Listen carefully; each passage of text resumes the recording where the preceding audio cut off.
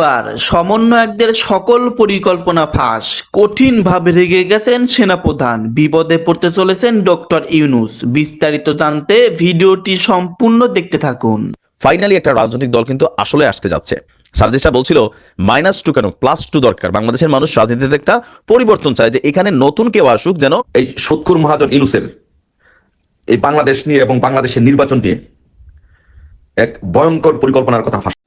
আসসালামু আলাইকুম দর্শক, নতুন একটা সংবাদে আপনাদের আবারও স্বাগতম। প্রিয় দর্শক, বর্তমান বাংলাদেশের যে রাজনৈতিক অবস্থা এবং যে প্রেক্ষাপট চলছে তারই উপর ভিত্তি করে কয়েকটি খবর নিয়ে আজ আমি আপনাদের সামনে আবারও হাজির হয়েছি।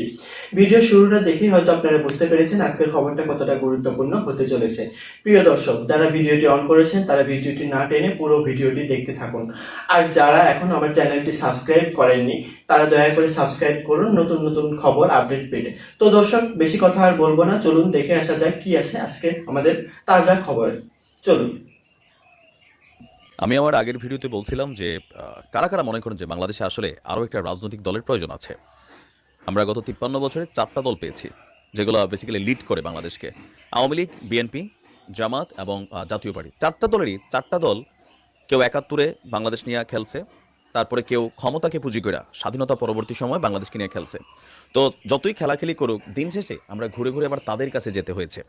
বাংলাদেশকে এই দলের বিপরীতে ওই দল, এইভাবেই কিন্তু একটা ফরম্যাটেড করা হয়েছে। তো সেই ফরম্যাটে গেল 2 দিন আগে আপনি যখন সার্জিসের একটা ভিডিও আমি দিয়েছিলাম, আপনারা অনেকে শুনেছেন, অনেকে শুনেন নাই, যে একটা নতুন শক্তি বাংলাদেশের মানুষ চায়। এই শক্তিটা আসলে কিভাবে কাজ করবে, তারা কি কোনো রাজনৈতিক দল কমিটি গঠন করবে? দর্শক, আজকে কালের কণ্ঠে একটা প্রতিবেদন আসছে, সেখানে একটা ডকুমেন্টারি হিসেবে তারা আপনার আরেকটা পত্রিকাকে উদ্ধৃত করে যেটা দেখিয়েছে, ফাইনালি একটা রাজনৈতিক দল কিন্তু আসলে আসতে যাচ্ছে। সার্জিসটা বলছিল -2 কেন +2 দরকার। বাংলাদেশের মানুষ রাজনীতিতে একটা পরিবর্তন চায়, যে এখানে নতুন কেউ আসুক, যেন আমাদের যেই প্রধান 2টা দল তারা যেন চাপ ফিল করে যে না, আমরাই সর্বা বিষয়টা তা না। যেমন আওয়ামী লীগকে নিষিদ্ধের পক্ষে বিএনপি না, কেন? কারণ কালকে আবার বিএনপিকে নিষিদ্ধের ইস্যু আসতে পারে, তখন যেন আওয়ামী লীগ তাদের পক্ষে থাকে। এই যে একটা ধরেন দ্বৈত নীতি, এই নীতিগুলো থেকে বের হইয়া ছাত্ররা মনে করছে যে আরও একটা নীতি দরকার, সেটা হবে নতুন একটা রাজনীতি। সেই নতুন রাজনীতি বৈষম্যের বিরুদ্ধে কথা বলবে, কিন্তু প্রশ্ন হচ্ছে এটা কতটা সফল হবে। জাতীয় নাগরিক কমিটি একটা টিম মার্কেটে আছে, আপনারা দেখেছেন তাই না? এটা কি বলে যে অভ্যুত্থান পরবর্তী সময় তারা সামনে আসছে। এখন আমরা বেশ কয়েকটা পত্রিকাতে যেই যতগুলো তথ্য বুঝতে পারছি, এই জাতীয় নাগরিক কমিটিটাই হচ্ছে আগামী দিনের রাজনৈতিক প্ল্যাটফর্ম ছাত্রদের। তবে এখানে কিছু কঠিন মাস্টার প্ল্যান করা হয়েছে।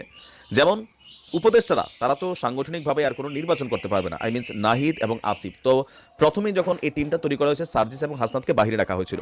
তারপর বিভিন্ন লিয়াজু কমিটি হইলো, এরপর আসলো জাতীয় নাগরিক কমিটি। জাতীয় নাগরিক কমিটি তৈরি হওয়ার পরে তারা বলছে যে তারা সিভিল সোসাইটির কাজটা করবে, বাট তাদের মধ্যে একটা অংশ রাজনীতিতে যেতে পারে। তো রাজনীতিতে গেলে কিভাবে যাবে? তারা নতুন একটা দল তৈরি করবে। সেই দলটার উদ্দেশ্যেই কিন্তু যে সারা বাংলাদেশে আপনি দেখেন সমন্বয়কদের বিভিন্ন বৈঠক, মিটিং।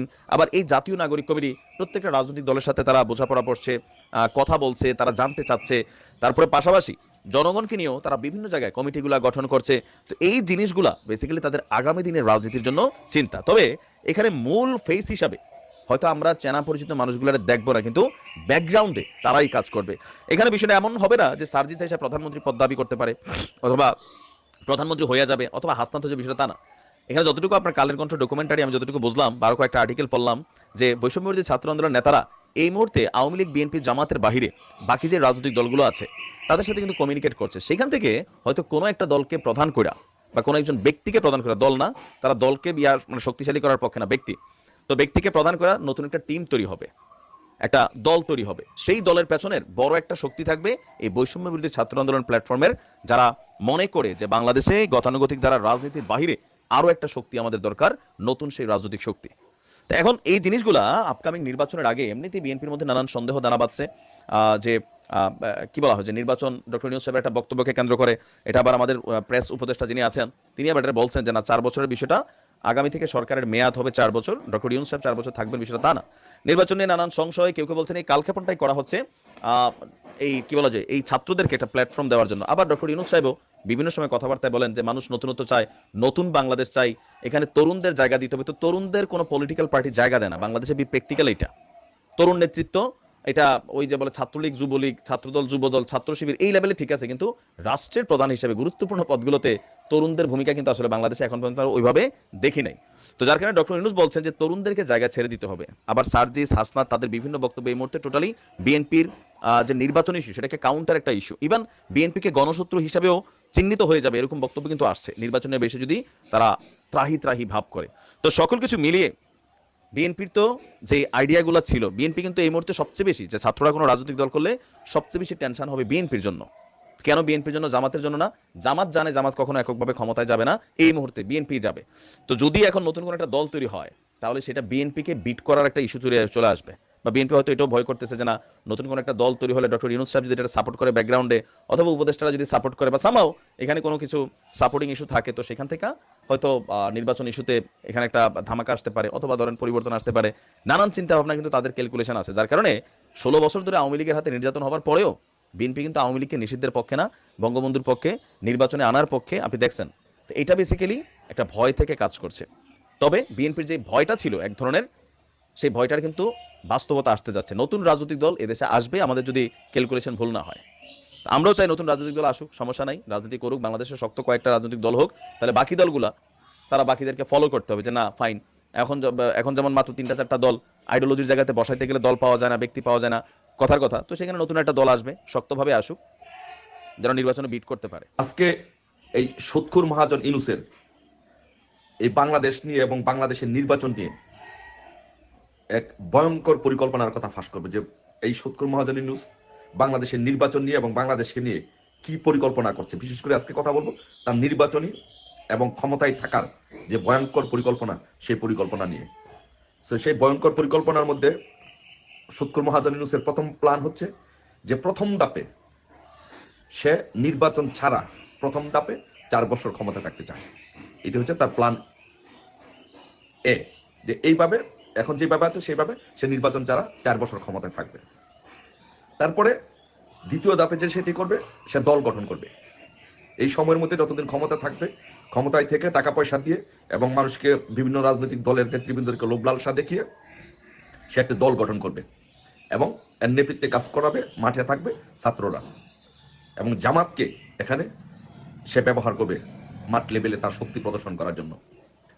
তারপরে সে যখন সারা বাংলাদেশে যখন তার জেলা উপজেলা লেভেলে যখন দল গঠন করা হবে, তখন সে হানা ভোট দেওয়ার পরিকল্পনা করবে।